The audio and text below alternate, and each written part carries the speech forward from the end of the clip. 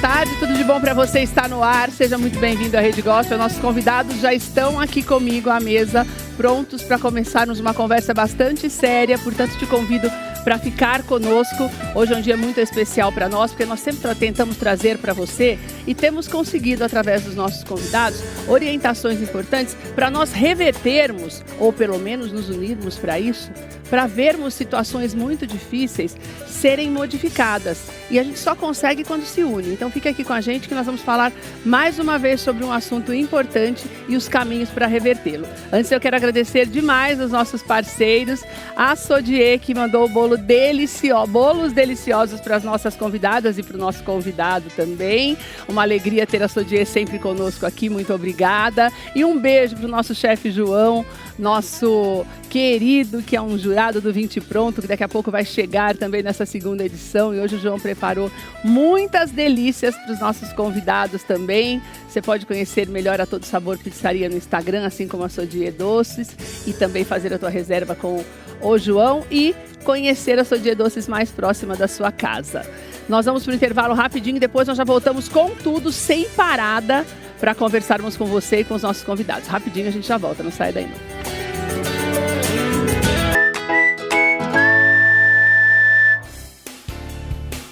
55 milhões de brasileiros têm menos de 18 anos de idade. Nossa conversa de hoje é sobre uma parcela bastante significativa destes 58 milhões de pequenos brasileiros, de jovens, adolescentes e crianças. Para você ter uma ideia, hoje nós vamos falar da violência e morte contra as crianças, mas de uma maneira bem peculiar, porque nós temos um dado que nos assusta ainda mais. A cada 10 casos, 8 crianças que são vítimas de violência e morte, isso acontece pelas mãos dos próprios pais. É um dado extremamente alarmante, divulgado pelo Ministério do Direito da Cidadania, que nos coloca num estado de alerta ainda maior. Nós temos 115 mil casos notificados só nos 4 primeiros meses deste ano. Acontece que no ano passado todo, houve mais ou menos 184 mil casos, que já era 2,5% maior em relação ao ano anterior. Lembre-se, nós estamos falando de 2025 inteiro com 184 mil casos e apenas 4 meses de 2026 com 115 mil casos e a maioria das crianças morta pelas mãos dos pais. Isso nos chama muita atenção porque a crueldade tem crescido de tal forma que nos assusta demais. Então, nós temos alguns casos, se você não viu nas redes sociais ou mesmo nas emissoras de TV, nós vamos relembrar para você entender por que nós vamos falar sobre isso. Primeiro, que uma criança foi chutada no rosto no Paraná. Uma criança de apenas 3 anos de idade. O pai dela chutou o rosto dela, você está vendo as imagens aí, nós conversamos com o José Fernandes, que tentou socorrer essa criança, não conseguiu, porque foi impedido pelo pai, mas ele conseguiu as imagens, essas imagens absurdas que você está vendo, levou a polícia e este homem está preso e já está sendo investigado porque há outras denúncias muito graves de violência contra as crianças através dele, contra os próprios filhos.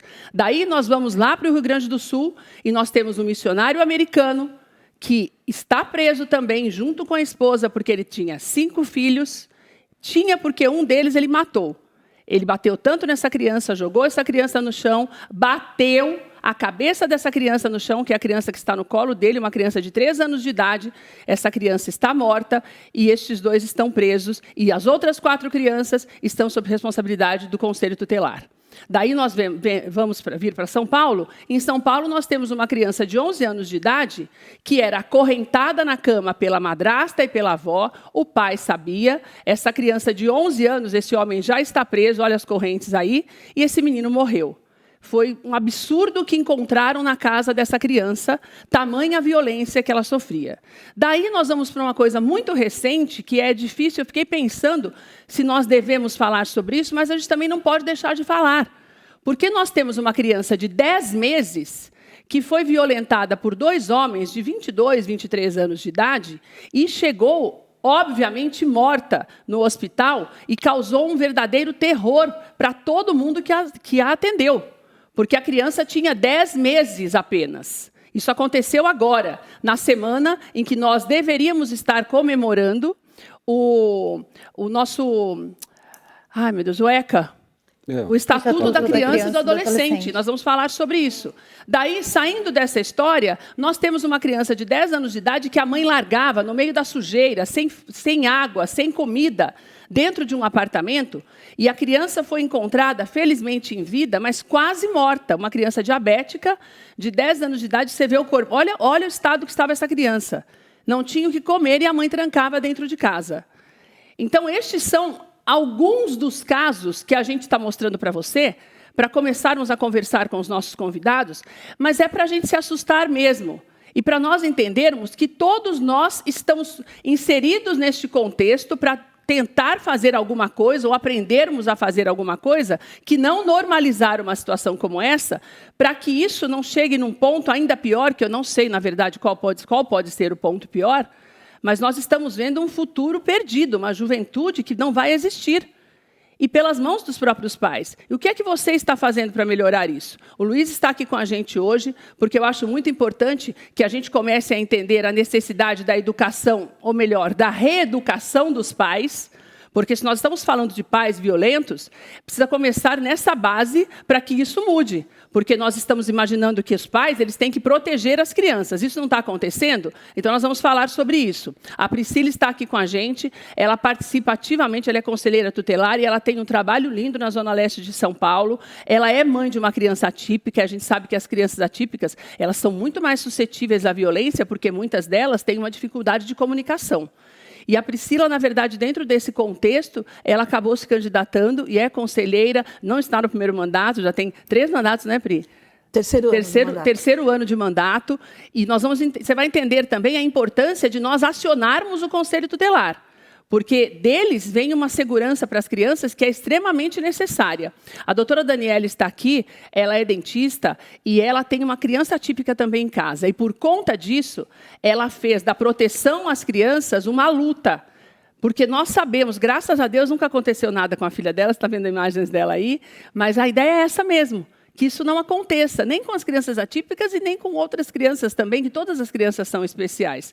Dona Ângela está de volta, pedi para a Ângela voltar. Porque a Ângela tem... Eu admiro demais o trabalho da Ângela, porque a Ângela não é só a coordenadora de um CEL, ela tem uma participação muito ativa na proteção dessas crianças. Ela é conhecida na região por isso, porque a Ângela não tem medo de denunciar, ela se bobear, ela vai lá, cata a criança na casa da criança, então ela tem histórias mesmo de socorro e de salvamentos, através da conversa, através do papel que o educador tem que ter e que nós precisamos entender que esta responsabilidade também é deles, mas não é a terceirização, tá? Não é a sua parte. É dele conseguir identificar aquilo que pode estar errado para comunicar os pais, ou se o pai é violento, comunicar as autoridades, o Conselho Tutelar. É uma rede de proteção que a gente está tentando se inserir nela para que você entenda que todos nós precisamos estar juntos nessa luta horrível, né, Luiz? Boa tarde. Sim, boa tarde. Já vou começar com você, porque a gente tem que começar pelos pais. A minha preocupação maior quando eu vi esses dados foi justamente essa, entender que a gente falava de violência contra a criança, Lu, mas a gente falava de um modo geral, do estuprador, da outra criança que é violenta. Agora, a partir do momento que você faz um levantamento e descobre que essa violência acontece das mãos dos próprios pais, as coisas estão mudando de figura e a gente precisa falar sobre isso, né? Boa tarde, Keila. Boa tarde a todos. Assim, acho que o tema é muito mais complexo do que falar de pai e mãe. E aí, você falando dos dados, quando chega para a gente no consultório, a violência já está mais do que instalada, né? Então, ela já existe. E aí eu costumo muito bem separar. O que a gente se assusta hoje é a hora que eu falo, o pai e uma mãe agrediu uma criança. E aí eu separo. Pai e mãe é papel, pai e mãe é figura. Quem agride é um adulto mal resolvido. Não importa se ele é o pai ou não. Não tem que ter um amor um pouco maior, pelo amor de Deus? A questão é justamente essa. A hora que eu assumo a função de pai, o meu papel é proteger o meu filho ou minha filha. E a hora que eu deixo de proteger, eu deixei de ter a função de pai. Eu me tornei pai por um acaso, queria ter filho. A questão é que eu pego toda a minha raiva não resolvida e descarrego numa criança que não tem culpa nenhuma, eu vou para o lado mais frágil. Então, o que subverte tudo isso é imaginar que alguém que deveria me amar e me proteger é alguém que me agride. Vamos lembrar também que a questão da violência intrafamiliar, ela sempre existiu. O pai chegava em casa e batia, a mãe, mas ela não extrapolava o limite da violência para chegar num óbito. Então, a hora que a gente vê todos esses casos que você mostra, que não são fáceis de ver, Eu penso o seguinte, né? Mas é uma realidade que a gente está vivendo, né? A gente não pode esconder mais. Não dá mais, né? A hora que eu vejo uma criança chegar no hospital com meses, né, na situação que chegou, um outro passando fome, eu penso que assim, esse adulto, ele é tão sofrido, não justifica a agressão. Mas como ele não consegue lidar com a própria raiva dele, ele descarrega no outro, que foi a questão do Rio Grande do Sul, porque não deu um bom dia e eu acabei matando meu filho. Tá. Então, acho que a perversão está a hora que eu me dedico para proteger alguém e eu mesmo sou o causador dessa dor. E o pior é que essas crianças não voltam para reclamar, né? Eu eliminei um problema.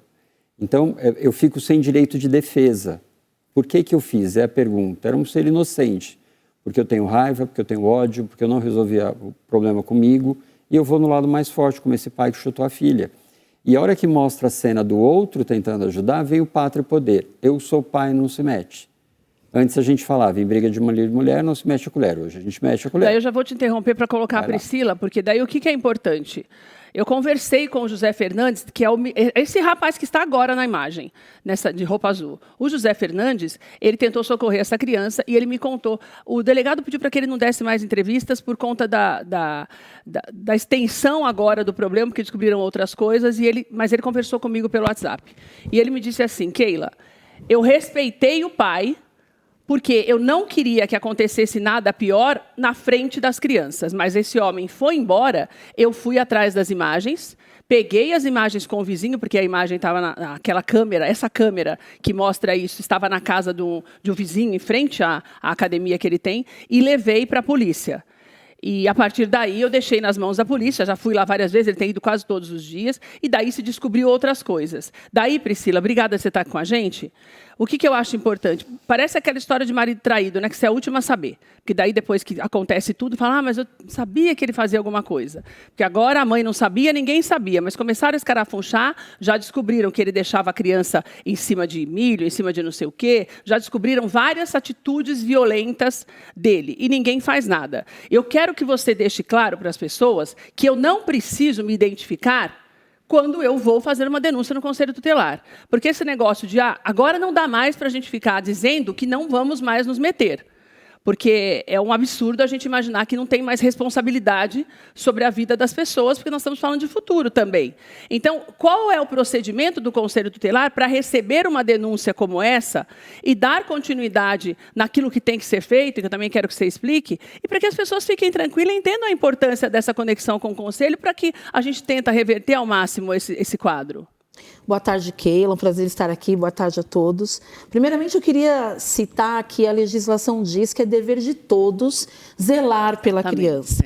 Primeiramente, é o dever da família, depois da sociedade e, por último, o Estado, que aí configura eu como conselheira tutelar, né? Então, cuidar de criança não é dever só do Conselho Tutelar, apesar de sermos um órgão autônomo, a gente também atua em articulação, né? Então, hoje em dia, nós temos aí um canal muito importante, que é o canal do Ministério dos Direitos Humanos, né, e Cidadania, que é o Disque 100. Ele é um canal totalmente gratuito, funciona 24 horas por dia. E é importante dizer que o atendimento lá não é robotizado. Ele é um atendimento, né, com pessoas reais. Então quando já está até aí na tela o Disque 100. Quando eu discar o 100, tem alguém para falar comigo? Sim.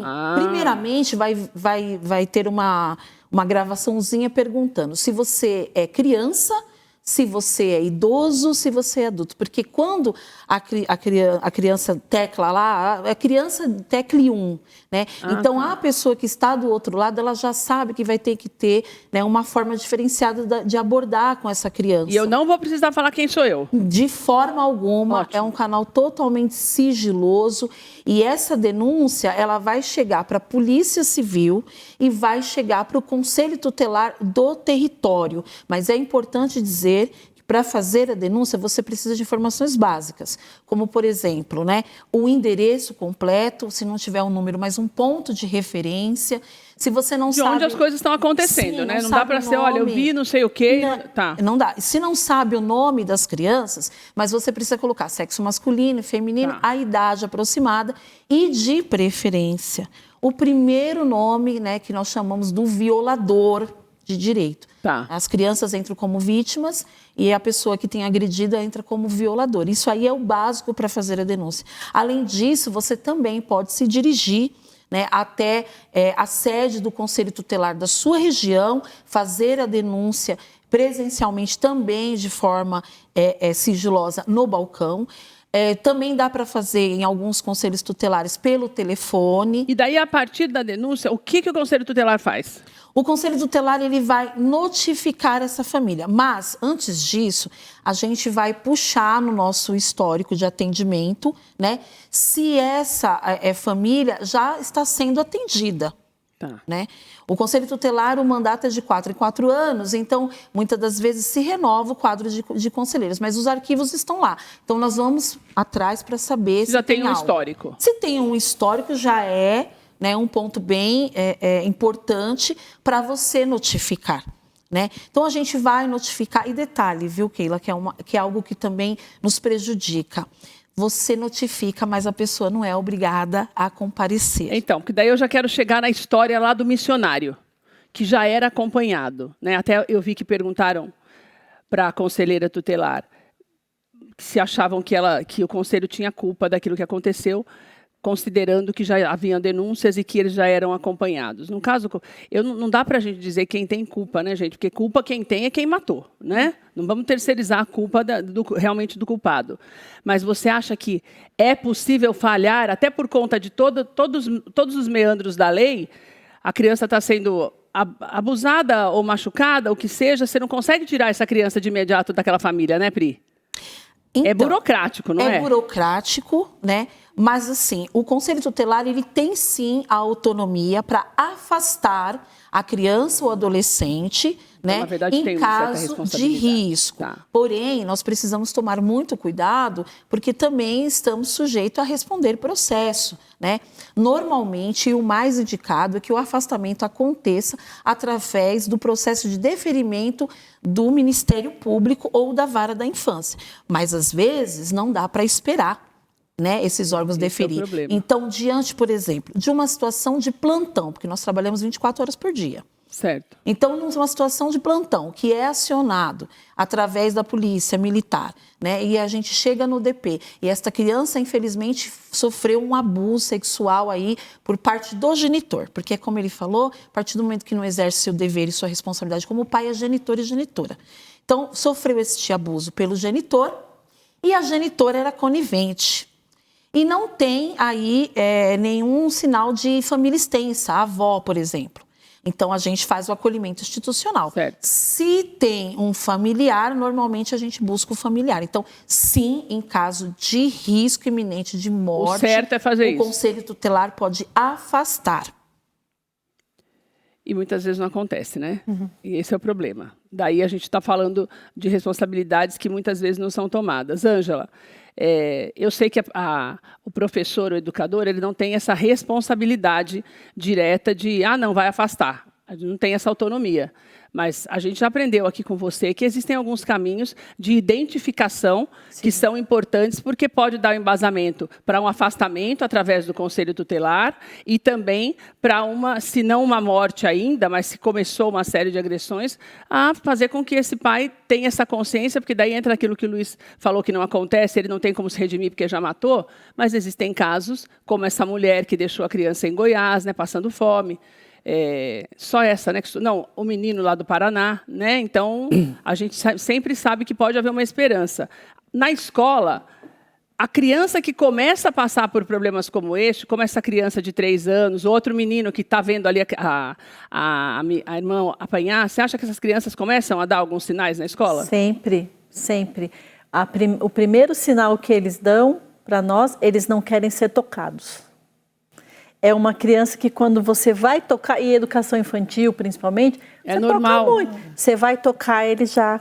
Então assim, se é uma criança que sempre foi da turma, do grupinho, ela começa a ficar isolada, ela começa a não querer ser tocada, é um sinal vermelho muito alerta para nós começarmos a observar e ir de uma forma lúdica, conversando com a criança, para ver se ela vai contando aos poucos o que está acontecendo. 89% das vezes a gente acerta. Acerta, é? Porque, assim, é uma convivência diária. Você está acostumado com aquela criança, a forma como ela chegou, como ela se comporta. De repente, ela começa a mudar, automaticamente você vai observando, conversando e você vai detectar que tem problemas ali. Às vezes é o genitor, às vezes é um tio, às vezes é o padrinho. Dificilmente é um estranho, dificilmente, raramente eu posso Quanto menor dizer. a criança, a possibilidade de ser um estranho é menor também. Menor né? ainda, impressionante. Porque a convivência está ali dentro, né? Exato. Agora, eu vou colocar a Daniele na história, porque a gente tem uma preocupação muito grande com as crianças especiais, justamente pela comunicação ser mais difícil. A Priscila também tem uma criança especial, e quando eu vi o trabalho da Daniele, me chamou a atenção justamente pela dedicação dela em evitar que essas coisas aconteçam, né? Através da Universidade de Linz, você também faz isso, através da FOL, que ela é presidente, que é uma associação que reúne profissionais e estudantes da Faculdade de Linz. E, a partir dali, a Daniele tem desenvolvido vários projetos nesse sentido. E o que a gente sabe do abandono, principalmente de crianças atípicas com transtorno autista, o que a gente sabe é que muitos pais vão embora, né, Dani? A gente sabe disso, solos, que as mães acabam se tornando mães solo. Melhor ir embora do que bater na criança, né? Mas a gente tem casos também, você já pegou acompanhamento? Porque eu fico muito preocupada, porque primeiro que essas crianças também estão indo para a escola. Na escola, efetivamente, tradicional. E a comunicação delas é diferente, né? Então, como é que vocês têm feito para trazer essa conscientização para que essas crianças também sejam protegidas dentro desse contexto da psicologia, do conselho tutelar e da própria educação? Boa tarde, Keila. Boa tarde a todos. Hoje eu estou aqui, na verdade, sendo uma porta-voz dessas mães, desses pais, dessas famílias, da nossa preocupação. Eu estou até de azul hoje para representar o TEA aí, que é o espectro do autismo, mas também quando a gente fala em atipia, a gente não está falando apenas do autismo. Nós temos a síndrome de Down, nós temos o TDAH, nós temos o TOD. Então, é amplo o espectro no sentido da atipia em si. E uma grande parte da preocupação nós, pais, mães, um pai que ama, que cuida dos filhos, que quer a inclusão, se dedicam, é o medo da violência. Porque essas crianças, quando a gente fala de uma criança, nós temos vários níveis de autismo. Nível 1, nível 2, nível 3, verbal, não verbal. Mas uma criança nível 2 e nível 3, não verbal, além da violência que a gente sabe que existe, não apenas só em casa. Nós já vimos casos em creches, nós já vimos casos em próprias clínicas de terapias. Eles têm uma dificuldade de comunicação maior, né? Dificuldade, e o alvo é eles. Porque como a própria Ângela colocou muito bem colocado, do afastar, né? A criança autista, ela já se afasta. Por isso que eu falo que nos olhos. É um outro grupo que merece uma atenção gigantesca, né? Se comunicar. Então, e daí como que vocês fazem para orientar as famílias nesse sentido? Porque é muito mais complicado, né? É bem complicado. Porque nós temos, além da violência física, nós temos a violência sexual também. Que também tem um silêncio. Que tem o silêncio. Daí, Luiz, a psicologia consegue identificar, no caso da criança atípica, da criança especial de um modo geral, é possível identificar alguma violência, mesmo que ela seja dentro de casa? A criança dá sinais, mesmo não se comunicando como a gente se comunica? Deixa eu só responder duas coisas que você colocou antes, eu entro já. Por que a família não denuncia? Porque a violência já está instalada dentro de casa. A mãe deveria ser a responsável por dizer que meu marido agride ou bate, mas eu também apanho. Então existe uma Ou eu também ajudo a bater, ajuda a bater. Então é muito o que a gente tem visto isso também, nesses casos, a maioria desses casos, os dois estão juntos. A gente chama isso de segredo de família, né? Aquilo fica dentro dessa família, permanece, ela é fechada nela mesma, e eu preciso defender ou meu marido ou a minha esposa. Então é meio que um pacto de conveniência, porque se eu me sentir agredido, eu vou denunciar, e aí a família acaba. Então, tem uma conivência, sim, tem uma coisa de codependência. Outro ponto da agressão, a minha dissertação de mestrado é justamente inclusão de pessoas com deficiência. E nas aulas sobre família e pessoas com deficiência, eu falo dos abusos, não só do TEA, mas, de novo, eu vou para o lado mais vulnerável. E quando eu vejo uma deficiência ou um atípico, é muito frágil, então é mais fácil de dominar. Meu Deus do céu. A violência sexual, a própria prostituição, o abuso financeiro e econômico. E tem uma dificuldade muito maior de eu ser denunciado, né? Assim, eu conheço famílias que vivem de bolsa de benefício da pessoa com deficiência, né? E exploram isso. A pessoa não tem direito a nada, mas a família vive e vive bem. Priscila. Muitos casos. A violência, ela está instalada nesses ciclos mais vulneráveis. O TEA acaba não sendo diferente. É o mais frágil. Assim como não tendo uma deficiência, eu vou para aquele lado que não consegue me defender. Eu preciso destruir aquilo de alguma maneira. Essa é a maldade do ser humano, né? Eu preciso fazer com que sofra. A hora que esse pai chuta essa criança, eu analiso muito as cenas, assim, é um ódio desnecessário, né? Para um ser que deve estar ali chorando de alguma coisa e ele não queria carregar a sacola, seja lá o que for, e chuta a criança. Então, assim, sai de um nível de normalidade. A gente já falou isso em alguns programas. Já. Eu perdi a consciência da razão. Eu entrei num lado totalmente animal, a gente vem dessa violência, mas o ser humano é o único que agride sem motivo, né? Então, perdeu. É sempre o mais vulnerável. Ou com deficiência, ou sem deficiência, ou atípico. A minha mulher, né, geralmente agressão, violência contra a mulher, a gente fala sobre isso, porque eu vou explorar aquilo que eu tenho de força ou de raiva para destruir. O propósito é único, é humilhar a pessoa. Esse é o ponto. Daí a morte é só uma consequência para essa pessoa, então, não né? era para morrer. A hora que morre, acaba a graça. Deus me livre. Porque eu perdi com quem eu poderia ter poder. Eu vou descontar em quem agora, né? Eu vou descontar em quem agora. E aí eu sou vítima. Eu já ouvi, né, um outro caso, morreu para me incriminar. Não faz o menor sentido. Eu matei, mas o outro morre para me incriminar, para eu ser preso.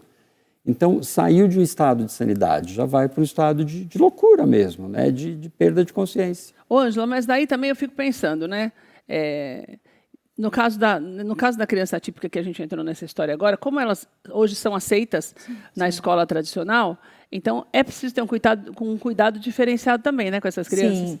Porque no caso, por exemplo, do autismo, aproveitando a presença da Dani, como eles não têm essa comunicação, você não tem também até que ponto saber se tem que ter todo um trabalho que muitas vezes também o educador não está preparado, né, Ângela? Exato.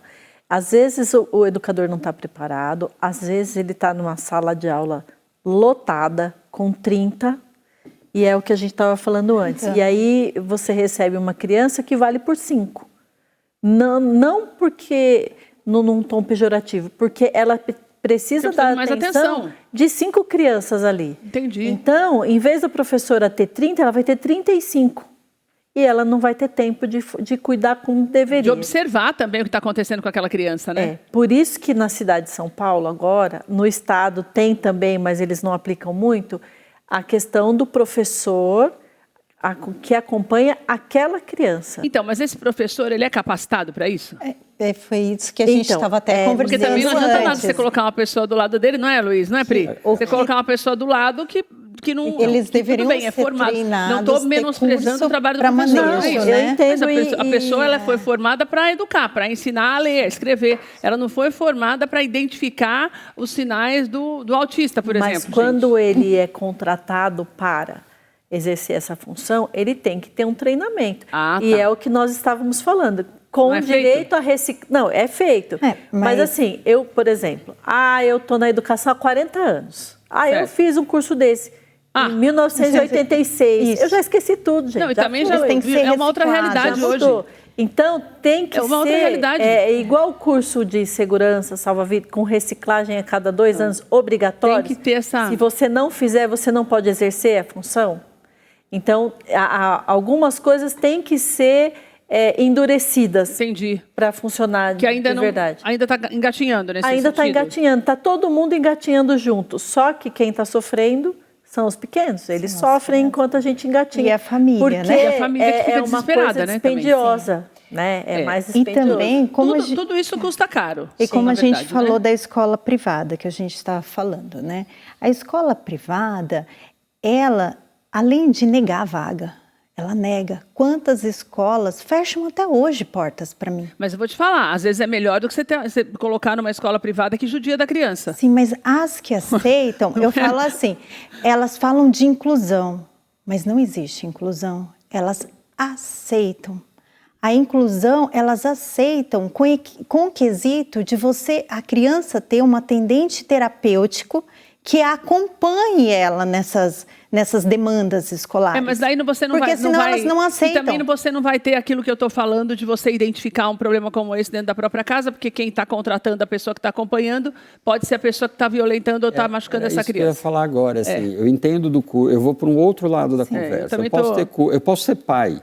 Não é isso, não é é a minha identidade, que, ainda mais professor com 35, ele vai explodir de alguma maneira, mas não justifica. Então, não é do curso ou da formação, é do indivíduo. Se eu tiver esse instinto de maldade, eu vou maltratar. Não, mas eu digo assim, no sentido de que se você tem muita gente, para você identificar uma criança que está com problema... Agora, o negócio do conselho tutelar, uma coisa que me chama a atenção é que eu não sei nem se tem gente suficiente para tanta desgraça, porque daí... Como é que você faz? Me fala. E eu quero deixar uma coisa clara para você que é muito importante. Esses dados que a gente passou para você, desses 4 primeiros meses, com mais de 115 mil registros no Brasil, com a maioria de cada 10 casos, 8, a culpa não, a pessoa, o agressor é o pai ou a mãe, esses dados são os dados registrados. Que fique claro para você que levantamentos feitos por especialistas dão conta de que apenas 10% dos casos são noticiados, ou melhor, notificados. Noticiados também, porque a gente não sabe, não tem como noticiar. Mas apenas 10% dos casos são notificados. Então, a nossa responsabilidade é cada vez maior, mas a nossa ação é cada vez menor. Então, é impossível cobrar das autoridades, por exemplo, um aumento do efetivo de conselheiros tutelares, um aperfeiçoamento maior dos professores, se a gente ouve alguém batendo numa criança e não faz nada, e sequer denuncia. O problema é que nós não estamos fazendo a nossa parte. Ninguém está querendo tirar a culpa de ninguém, mas acontece que tem coisas que a culpa é nossa. O que você tem feito para melhorar isso? Você nunca viu nenhuma criança sendo agredida? Ninguém batendo numa criança? Ninguém berrando além da conta numa criança, no ouvido de uma criança? É impossível, e a gente não faz nada. Porque se tivesse, você tinha que aumentar esse efetivo. É uma coisa automática, não é, Priscila? E não, isso não acontece também, né? Acontece quando o negócio já está, ou quando está quase matando, que já não tem mais como resolver, e daí já é culpa, porque como é que você vai acompanhar? É um problema sério que a gente está vivendo, gente. Parece que as pessoas não acordaram para isso ainda. Nós somos em 5 conselheiros, né? Para uma região de quantos? 200 mil munícipes no Jardim Helena. E os conselhos tutelares, atualmente em São Paulo, nós temos 52 conselhos tutelares. Certo. Sempre que a gente se reúne, né, nas reuniões de pasta, a gente sempre a gente sempre fala sobre a questão de ampliar os conselhos tutelares. Porém, Keila, nós temos uma problemática. Não adianta só aumentar o efetivo, né, de conselheiros tutelares se nós não tivermos uma rede articulada. Porque o conselho tutelar, veja bem, como você falou da rede de proteção, é como um guarda-chuva. Nós estamos todos embaixo. A educação, a saúde, assistência social, a família, né? Enfim. Então, o Conselho Tutelar, ele notifica a família, ele identifica algumas questões e nós somos um órgão requisitador. As pessoas acham que o Conselho Tutelar é o órgão que executa, é a polícia militar das crianças. Não, nós somos um órgão, né, que requisita serviços na garantia de direito. Então, eu identifico algumas situações. Criança que tem denúncia que fica o dia inteiro sozinho. Eu vou entender se essa mãe é uma mãe solo e vou solicitar, né, do poder público ali um CCA para que essa criança ficar no contraturno da escola. Um centro onde as crianças fazem atividades, né, para ficar no contraturno escolar. Certo? Ou uma escola de período integral. Você vai identificar se essa criança realmente não tem com quem ficar porque a mãe trabalha ou se a mãe largou, que nem a criança lá de Goiás. Então, a partir do momento que eu identifico as situações, eu vou fazer um encaminhamento para a saúde acompanhar. Vou fazer um encaminhamento ao CREAS, né, que é o Centro de Referência ali, assistência social. Né? Vou pedir um relatório ali da escola. E daí, a partir do momento que você faz isso, já não é mais sua responsabilidade. Veja bem, eu gostaria muito de poder acompanhar ali, fazendo visitas, mas não é a minha atribuição, nós não temos como fazer isso também. Então, depois que denuncia, só para eu entender, eu vou ligar para o conselho tutelar, vou falar que meu vizinho está batendo no filho dele. Daí eu vou ligar para você, vou dar o endereço do meu vizinho e vou falar, ó, o pai é o João e eu estou ouvindo berrar daqui de casa, certo? Daí vocês vão lá. Você vê que o João realmente está batendo no menino. Daí vocês pegam essa denúncia e levam para todo esse povo, para poder fechar esse ciclo. Vocês não podem tirar a criança de lá. Nesse caso aí, nós temos uma outra opção. Eu estou escutando agora a criança sendo agredida. O que você faz? Você vai acionar o 90, Polícia Militar. Polícia Militar, ela vai se deslocar ao local, ela identificando realmente aquela situação, ela vai levar todo mundo para o DP e vai entrar em contato com o Conselho Tutelar. De todo jeito, vocês entram na história nesse momento. Para que a gente possa aplicar a medida de proteção. Por que é importante falar isso? Porque o Disque 100, ele demora mais ou menos uns 4 dias para chegar até nós. Então, se a criança está apanhando agora, você vai fazer um Disque 100... até a denúncia chegar para mim, eu receber e eu ter condições de notificar. Eu posso até fazer depois, posso até contar para o Disque 100 também, mas tenho que ligar para o 90. Nesse caso, mas depois de todos esses trâmites, é isso que eu quero saber. Não é mais vocês. Cada departamento vai cuidar. Aí, se precisar ficar no CCA, vai falar com a educação, vocês distribuem as tarefas. Isso. E daí aí que o negócio emperra, que você estava querendo dizer? Os serviços têm que fazer? Os serviços vão lá, né, vai atender a demanda do Conselho Tutelar e vai emitir, seria o certo, tá? Mas não acontece. Então, isso que eu quero saber. Vai emitir relatórios, né, e encaminhar para o Conselho Tutelar. Por quê? Para que aí eu possa ver se a família aderiu, bacana. O caso do missionário, é importante dizer que ele estava sendo acompanhado pela rede de proteção. Ele já tinha tido uma ocorrência, né, Conselho Tutelar, uma notificação ali, fez os encaminhamentos. Então, ele, pelo que eu vi, é uma família que estava aderindo aos encaminhamentos. Certo? Aparentemente estava fazendo. Aparentemente. Porém, é de extrema importância que, se persistir as situações, que as pessoas denunciem. Entendi. Porque quando chega novamente uma denúncia, eu já fiz as notificações, requisitei tudo bonitinho. Porém, chegou um Disque 100. Ou a pessoa ligou ou foi no balcão. Opa, eu chego lá, vejo na escola, de repente, uma marca, a escola notifica. Aí, Keila, eu já tenho autoridade para buscar uma família extensa e afastar essa criança. Mas olha o tempo que demora tudo isso, é burocrático, hein, gente? E o sistema é sucateado, Keila. Meu Deus do céu, é desesperador. Eu falo para as pessoas que, se eu estou disponível como conselheira tutelar para fazer o meu trabalho, mas o delegado não entendeu a importância de se lavrar um boletim baseado na Lei Henri Borel, que é uma lei ótima, não vai para frente. Se a escola, de repente, perceber que aquela criança está muito silenciosa, está, né, chorosa, perceber algumas marquinhas, alguma coisa, e não notifica a gente com medo de retaliação por parte da família, não tem como eu atuar.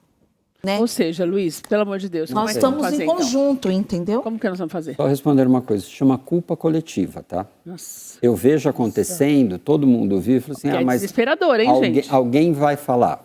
Então, eu me escondo atrás de uma culpa coletiva. Você fica esperando alguém que não seja você. Não vou ser eu. É quase que uma terceirização da denúncia. É uma maneira de eu sinto, mas eu não me envolvo, né? Assim, ela é do conselho, ela vai ver. Tem que fazer. Ela vai dar um jeito. Ela vai dar um jeito. É o que eu sempre digo, né? Eu sempre digo isso onde eu tô. Se isso aconteceu, a culpa também é minha. Ah, aconteceu um caso de violência lá onde eu trabalho. A culpa também é minha. O que foi que eu não vi? O que foi que eu me calei? O que foi que eu deixei acontecer? Então, a culpa também é minha. Então, a gente tem que entrar nesse modo de achar assim, nossa, se a minha vizinha está batendo nessa criança, essa criança se machucar, a culpa também é minha, porque eu ouvi e não fiz nada. É a mesma coisa da violência doméstica, da agressão contra a mulher, da agressão contra o professor. Então, assim, por que está desse jeito? Porque todo mundo se cala. E a gente não pode se calar. E daí, no caso da criança especial, tem esse negócio do dinheiro. Então, daí, muitas vezes, as pessoas se calam mais ainda, que é para não... Se cala mais ainda? Para não tirar da casa, para não perder... Olha, gente, é um horror isso, hein? Para não perder o benefício. Você deve passar por isso. Vocês devem ter muito... a questão... Porque, às vezes, até o pai agride e a pessoa fala, não vou fazer porque ele está me sustentando. Né? Tem um benefício, então eles recebem por mês. E também o pai que sustenta a casa, daí é melhor deixar apanhado do que ficar sem, Quando a gente fala de uma criança atípica, de um menor... é tudo mais intenso. Porque a atipia, ela envolve porque não tem um cuidador que queira ficar com essa criança. porque é uma criança que eles falam, é uma criança que dá trabalho. Uma criança difícil, né? Uma criança difícil. Então, eles falam, deixa com o pai. Rede de apoio é o que a gente mais sofre, assim, que não existe. A família que tem uma rede de apoio é muito raro, porque o que a gente percebe ainda é quando existe um pai e uma mãe que cuide da criança, tem que agradecer a Deus. Quando o pai aceita, né? Quando o pai aceite, né? Ame, cuide bem dessa criança. É o que eu falo, né, sempre. Quando a gente escuta muitos casos, porque largou a mãe, eu falo assim, não largou a mãe, largou o filho. Largou a situação, né, na verdade. Largou a situação. Eu sempre falo que é pai que aborta filho vivo. É isso. É isso. É filho que foi abortado vivo. E a família extensa é quem causa mais violência. Ai, não era o neto que eu queria, tadinho, é um peso que você carrega, Deus te deu e você... Então, assim, é uma solidão. No fundo, todo mundo apoia assim, o abandono, A gente escuta muito isso. A gente não quer aquela tarja. Eu tenho dó de você. A gente quer apoio. A gente quer ajuda. Então, muitos, é como você falou, ai, coitado de você, né? Eu sei que é difícil, força. Deus te deu e você sabe carregar, né? Eu não carregaria, eu já falo que eu não quero o BO, é teu. Você começou a ser conselheira tutelar por causa disso? Você vê a sua filha correndo o risco de ficar desprotegida em algum momento? O meu filho, eu comecei a investigar ele com 4 meses de idade, porque eu já tinha percebido, né, que ele não dormia de jeito nenhum, nem à noite nem de dia, muita dificuldade. Porém, que ele só conseguiu o diagnóstico com 11 anos de idade. Meu Deus do céu. Foi uma luta muito grande, né? As portas dos serviços, né, fecharam para mim, eu não tive nenhuma rede de apoio, mas aí eu comecei a ir atrás, depois que foi sancionada em 2021 a lei do TDAH, eu peguei essa lei, mesmo sem conhecimento nenhum, eu fui até o CAPS da minha região, falei, olha aqui, o meu filho se encaixa, eu quero uma avaliação com assistente social. Olha só. Então, conhecimento é tudo, é o que nós estávamos conversando. E aí eles atenderam meu filho. E a partir disso eu ingressei na educação, eu iniciei a pedagogia, porque nós alfabetizamos o meu filho, eu e minha filha que está aqui hoje. Quer dizer, o teu filho abriu caminho para tudo que você faz hoje para outras crianças. Sim, e a gente começou a correr atrás, entrei na educação, trabalhando com crianças atípicas, como professor estagiário de Cefá e a VE também, e a visão fica ampliada, né? E aí eu falei, poxa, eu quero fazer algo para ajudar essas crianças, porque eu, assim, por falta de conhecimento, Keila, eu bati muito no meu filho, quando pequeno. Porque eu achava que ele fazia aquilo por birra, várias questões. Você não Até que teve um dia que eu chorei muito, falei, eu não estou fazendo certo, eu preciso de ajuda e eu preciso fazer alguma coisa. Então eu falei, eu vou virar conselheira tutelar, minha filha que está aqui, que falou, mãe, se inscreve, para que eu possa ajudar mães que estão passando por isso. Hoje, interromper, para que elas não fizessem o que você fez. Essa violência que nós estamos falando. Nós somos as nossas redes de apoio. Nós estamos falando aqui. As mães. Né? Para você ter uma ideia, Keila, a nossa primeira demanda no Conselho Tutelar, e eu digo isso em nome dos 52 conselhos tutelares, é violência sexual. E a segunda maior demanda no meu conselho lá, no nosso território, é a causa típica. Né? Nós temos... A violência sobre a criança que tem... Sim. Várias demandas da criança típica e a questão do abuso sexual com crianças não verbais. A gente tem, sim, esses casos.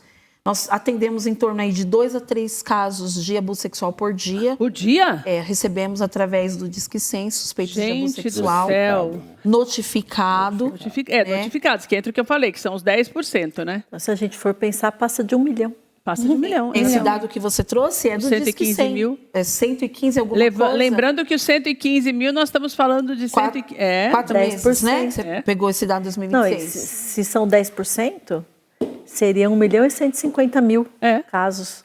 Ô, Ângela, antes da gente encerrar, na escola, como é que eu faço para que a escola seja mais efetiva nesse sentido? Para que o olhar para essas crianças seja um pouco mais, de um modo geral, né? Mas para aquelas crianças que a gente já percebe que começam a mostrar, para a gente acreditar nas crianças. Porque muitas crianças também morrem porque são desacreditadas.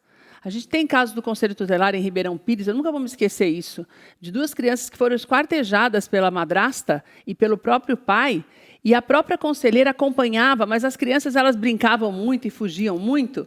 E a conselheira, eu me lembro até hoje que ela falou assim: ele vai para tua casa, que você para de ficar inventando história. E essa conselheira, e era uma coisa, você lembra disso? Eu lembro. Isso é uma coisa aconteceu durante muitos dias. E na escola falava que eles eram muito arteiros. Então na escola tinham 10 e 11 anos os irmãos. E na escola também falava, essa criançada só apronta.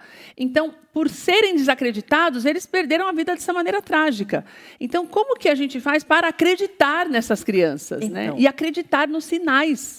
A primeira coisa é ver os sinais e a segunda coisa é o tempo para analisar. O ideal seria se nós tivéssemos um profissional de psicologia dentro da escola, principalmente todas as na periferia. Escolas, né? Porque assim, por exemplo, eu detectei, mas eu não sei muito bem o que fazer. Se o Luiz está lá comigo, eu falo, Luiz, olha esse caso para mim. Porque aconteceu comigo, eu tinha irmãos gêmeos na minha sala. E aí um dia eu fui alfabetizadora, cheguei pertinho, tal. Quando eu pus a mão no menino, ele se jogou no chão, ele fez um escândalo. E aí ele fez um escândalo tão grande que o diretor subiu e eu estava assim, ele, o que você fez? Eu falei, eu não fiz nada. Aí, não, vamos observar. Eu comecei a observar e a menina, ela parecia uma ostrazinha. Ela ficava assim, ela não conversava com ninguém e tal. E fomos observando. Aí eu falei para o diretor, falei, olha, tem alguma coisa muito errada com essas crianças. E aí na escola tinha uns armários assim e tinha uns brinquedos. Porque primeiro ano você tem que dar aquele horarinho para eles brincarem. E aí o menino estava escolhendo um brinquedo, o diretor chegou e falou, e aí, amigão? O que você vai escolher? A hora que o diretor tocou, ele se jogou no chão, ele fez um escândalo. Eu falei, aí tem. Aí tem. Aí vai, senta, conversa. Como era uma escola pequena, a coordenadora foi conversando, chegaram, descobriram que eles eram abusados sexualmente pelo pai. E se tivesse um profissional, teria sido mais rápido. Mais rápido. Caminho, tá? E aí a gente chamou a mãe e com todo aquele cuidado, porque aí a gente não sabe se a mãe sabe ou não e tal. Ela falou, vocês querem saber se está acontecendo XYZ? Tá sim. Aí eu falei, mas e aí? Ela falou assim, eu não vou falar nada, ele paga meu aluguel.